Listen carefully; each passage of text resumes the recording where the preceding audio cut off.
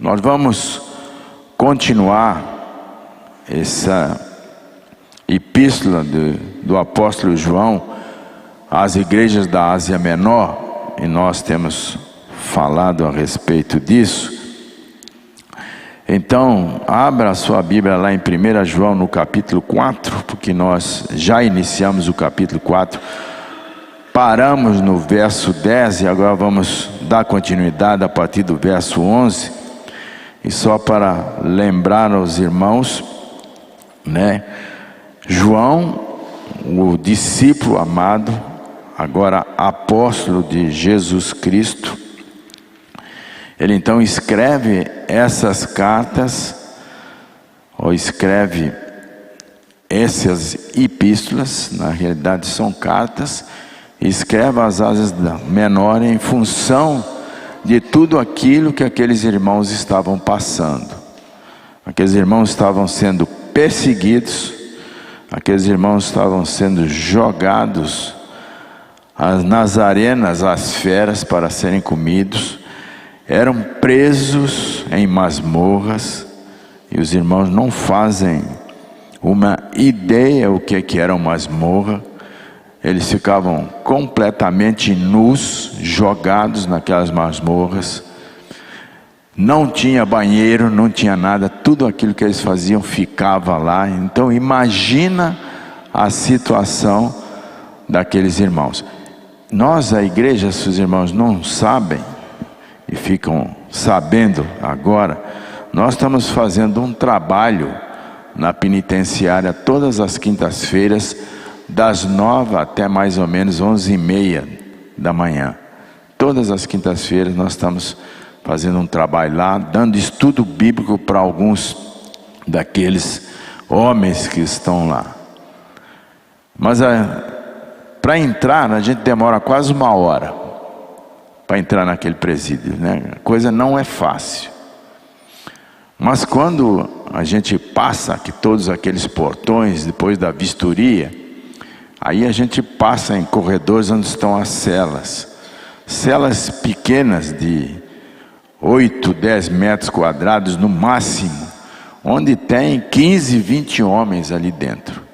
Um negócio deprimente, que nós ficamos pensando e imaginando, como esse pessoal dorme? Porque não tem como dormir todo mundo. Aliás, não tem nem cama lá. Então é uma coisa deprimente. Aí os irmãos imaginem naquela época como seria. Imaginem naquela época. Então João, quando escreve essa carta, escreve àqueles irmãos exatamente para que eles se mantivessem firmes, para que eles não desistissem. E ele então vai sempre frisar em todas as suas epístolas, ele vai frisar o que nos mantém e o que nos sustenta é o amor de Deus. É o amor de Deus. Porque se assim não fora, praticamente seria impossível nós suportarmos. E às vezes nós, nos dias de hoje, por qualquer motivo, nós reclamamos, nós desistimos, nós deixamos de vir à igreja, nós deixamos de realizar a obra que Deus colocou em nosso coração. Imagina naquela época. Porque hoje nós temos todo o conforto, nós temos praticamente tudo, e ainda assim nós questionamos e nos justificamos. Mas aqueles irmãos então, eles se firmavam pela misericórdia, pela graça de Deus, porque eles viviam e sentiam o verdadeiro amor. Viviam e sentiam o verdadeiro amor.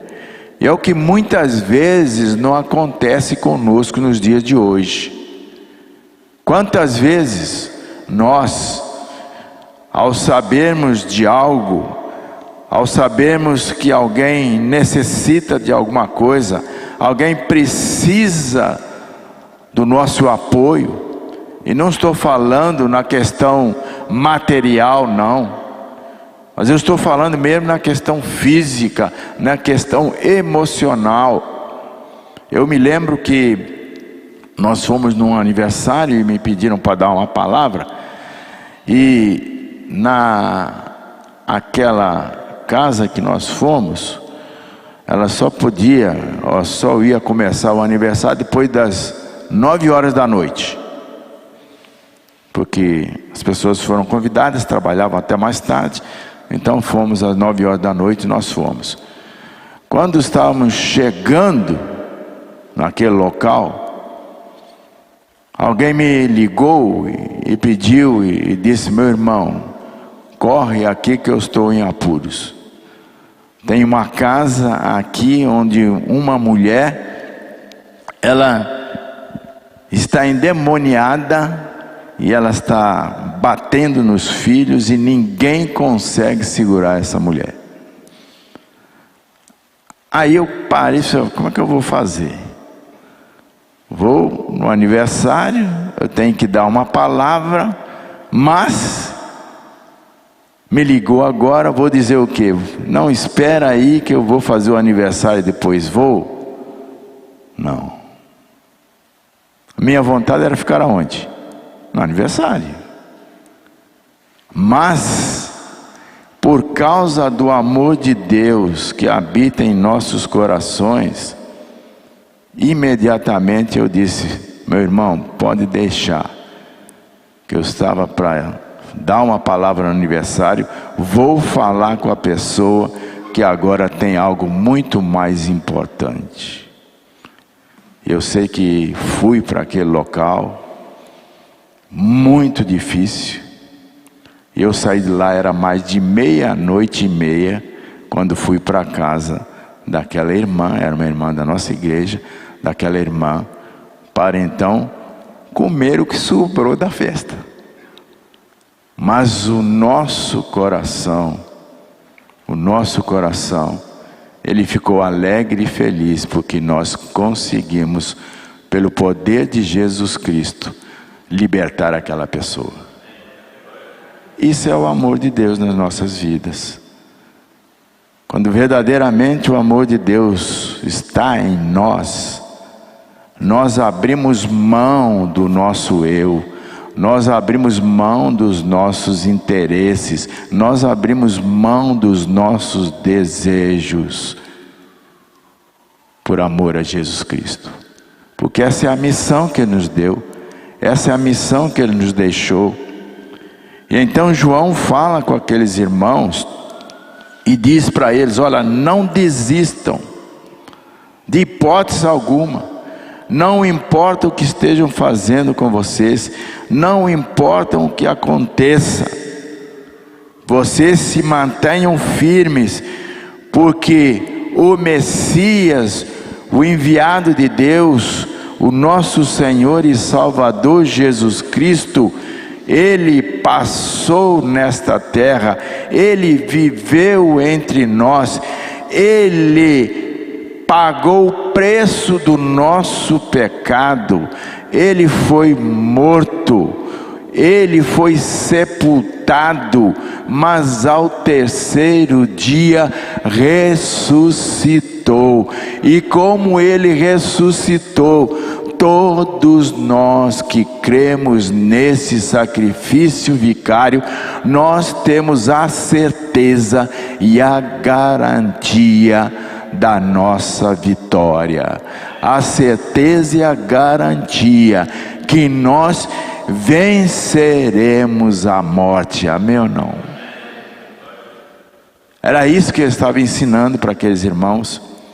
E aí nós, na semana retrasada, nós terminamos no capítulo 4 da epístola de 1 João, verso 10, que diz assim: não nisto consiste o amor, não em que nós tenhamos amado a Deus, mas em que Ele nos amou e enviou seu Filho como propiciação pelos nossos pecados.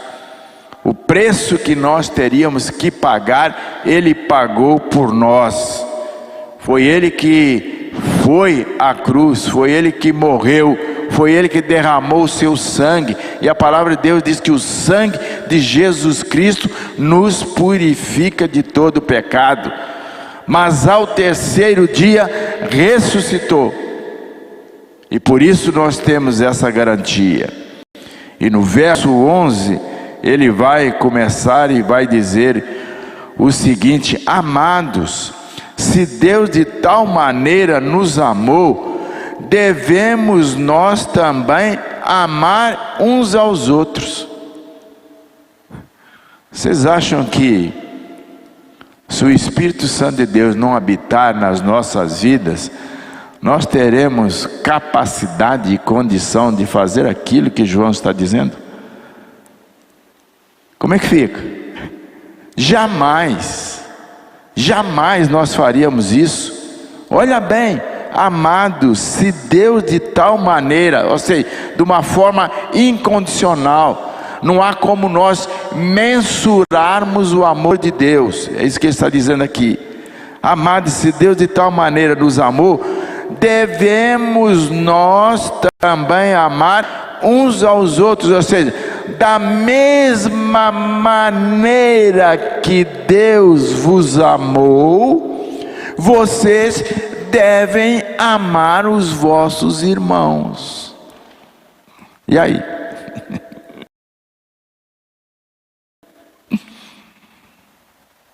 Se o Espírito de Deus não habitar nas nossas vidas, irmãos, jamais nós conseguiremos fazer isso. E ainda assim, é uma luta muito grande.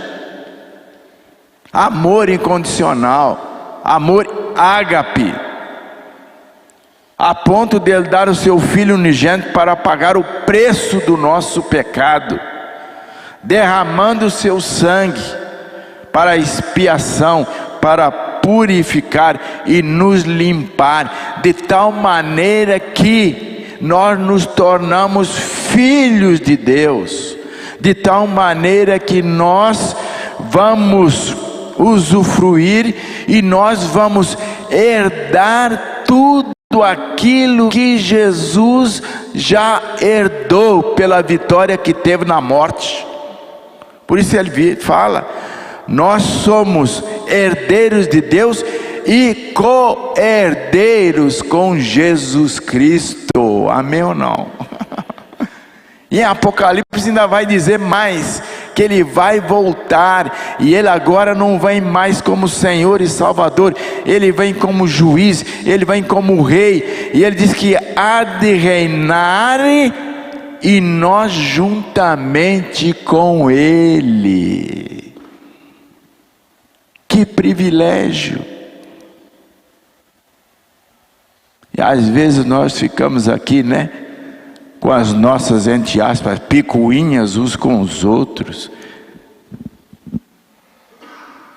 ciúmes uns dos outros, desejando mal para o outro, quando na verdade nós devíamos nos amar verdadeiramente como Jesus nos amou.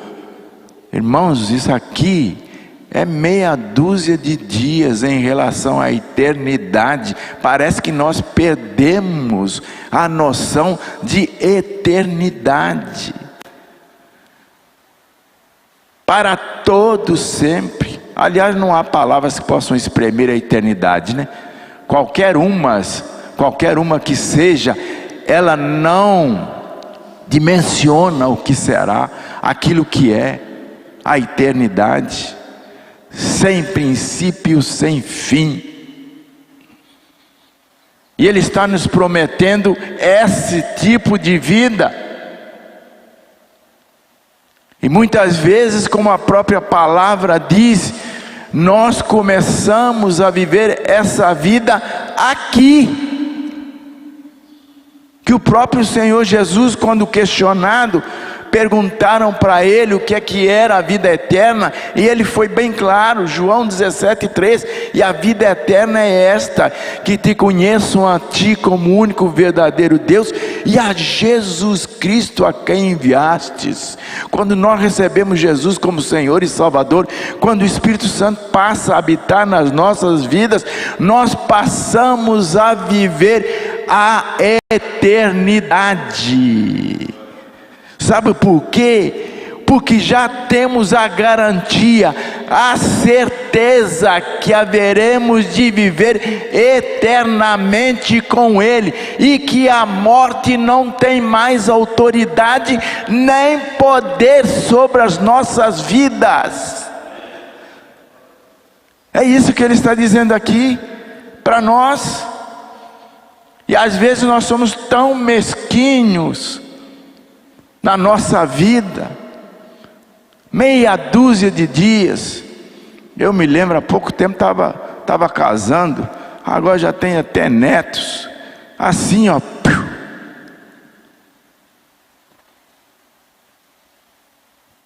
O que nós temos feito com as nossas vidas?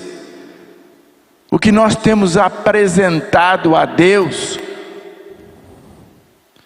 Como nós temos cumprido a missão que Jesus nos deixou, que não é outra, de glorificar o nome dEle através das nossas atitudes, através das nossas ações, onde as pessoas possam ver na realidade quem nós somos, no meio onde nós convivemos, nos nossos relacionamentos, as pessoas possam olhar para nós e dizer: esse aqui é diferente, esse aqui tem algo de especial, esse aqui tem algo sobrenatural. Será que as pessoas estão falando isso de nós?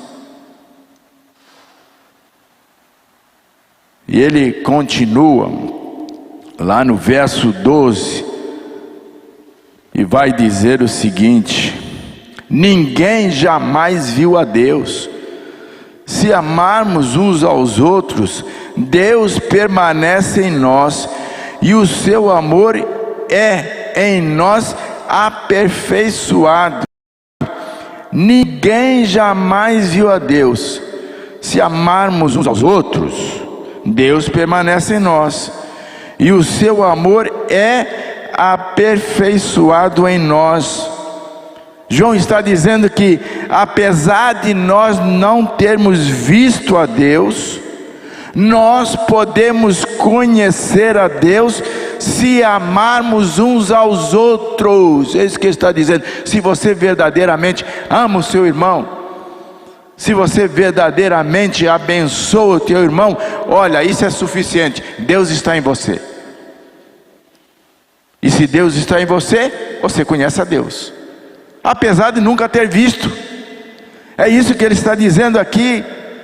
Deus, Ele não tem amor para nos dar. Deus não dá amor para ninguém. Ele é amor. E Ele sabe o que Ele está dizendo? Já que eu sou amor, vocês não têm amor para dar, mas vocês são amor como eu sou. É isso que Ele está dizendo aqui para aqueles irmãos. Deus é amor, faz parte da essência dEle, constitui a sua natureza. Quando nós recebemos Jesus, nós fomos transformados. Agora, amor faz parte da nossa essência. Ele constitui a nossa natureza.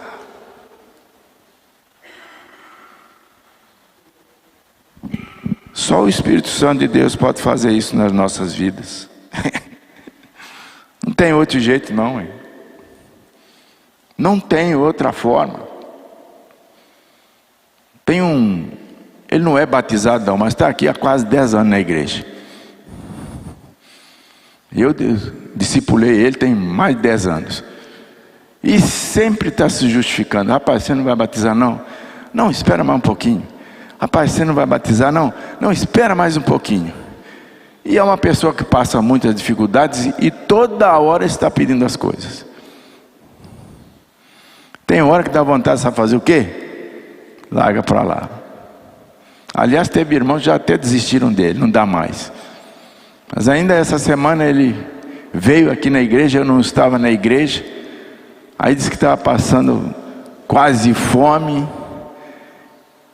Aí a Priscila, a nossa secretária, ligou: pastor, o fulano está aqui, o que eu faço com ele? Eu falei: o que ele quer? Aí senão ele precisa de uma cesta, está passando fome. Diz que não tem nada para comer em casa. Meu coração devia dar uma apertada nele, né? Mas eu vi assim: pode liberar a cesta. Pelo amor de Deus. Não dá vontade mesmo não.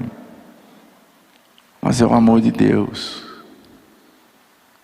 Se eu perguntasse para vocês, e essa pergunta é para mim também, durante um dia de 24 horas, quantas vezes você falha e erra contra Deus? Possivelmente muitas vezes a gente nem lembra, né? Que a gente peca até sem ter noção que pecou. E eu te pergunto, se você chegar à noite na sua casa e orar a Deus e clamar: Senhor, eu quero te pedir perdão pelas minhas falhas, eu quero te pedir perdão se eu ofendi alguém por algum motivo, Senhor, me perdoa por isso. Eu te pergunto, Deus vai te perdoar ou não? Se for de coração, vai. O que é que nós temos que fazer? Perdoar. Perdoar. Ninguém jamais viu a Deus. Se amarmos uns aos outros, Deus permanece em nós e o seu amor é aperfeiçoado em nós. Eu vou ficar por aqui. Próxima semana a gente continua a partir do verso 13. Mas irmãos, nós como igreja do Senhor Jesus, eu sinto que nós temos que aprender a viver o verdadeiro amor. Nós temos que aprender como Jesus nos ensinou. Porque jamais ele rejeitou alguém, mas pelo contrário, sempre que alguém se aproximasse dele, ele estava de braços abertos para recebê-lo. E como igreja nós temos que fazer isso, porque nós sabemos muito bem que vivemos dias muito difíceis, onde cada vez mais as pessoas estão se afastando umas das outras, estão se isolando umas das outras. Eu já falei para os irmãos, eu tomei uma decisão, porque às vezes preciso ir lá no centro da cidade, eu vou a pé, e aí já tomei a decisão, todas as vezes que tiver que subir num elevador, não importa se é de manhã, de tarde ou à noite, todas as vezes eu chego e digo: bom dia a todos, Deus os abençoe. E tem pessoas que levam susto, você já viu? Tem gente que sobe no elevador quase todos os dias, que trabalha no mesmo prédio, não dá um bom dia, uma boa tarde, uma boa noite. Parece que somos estranhos. Mas nós somos todos criaturas de Deus e carentes do amor e da misericórdia dele. E um desses dias eu subi no elevador e eu disse: bom dia, Deus abençoe a todos. Sabe o que aconteceu? Uma senhora que estava no elevador disse: há quanto tempo eu não ouço isso? Tão simples, tão simples. Nós podemos fazer. E quando nós fazemos essas coisas simples, nós nos tornamos diferentes. E é isso que Jesus quer de cada um de nós. Que Deus nos abençoe e que isso seja uma realidade. Glorifica o nome do Senhor Jesus.